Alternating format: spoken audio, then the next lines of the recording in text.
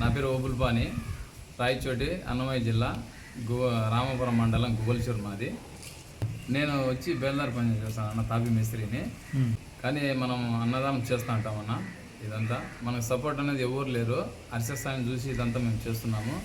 కానీ ఎంతోమంది చెప్పారు మాకు, ఇంత బాధలతో ఇంత కష్టం, డబ్బులు ఎందుకు ఇంత దుబారు చేస్తున్నామని. కానీ నేను వినలేదు ఎవరి మాట.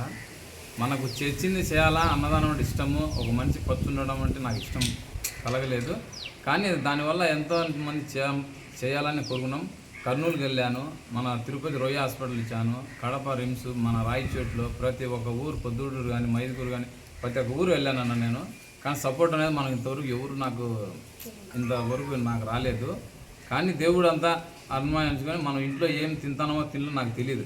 కానీ ఇదంతా మనం చేస్తూనే ఉన్నాము. జీవితాంతం నేను చేయాలనుకుంటున్నా మనస్ఫూర్తిగా. నా జీవితం అంతా దీనికే. హర్ష సాయి అంటే మాకు కొంచెం అభిమానం అన్న. ఆయనను చూసే మనం ఇదంతా చేస్తున్నాము. ఆయన కూడా ఇలాగే చేస్తున్నారు ముందు, కానీ ఇప్పుడు కూడా చేస్తున్నారు. కానీ ఆయన చూసి మాకు ఎక్కువ అభిమానం అయిపోయింది.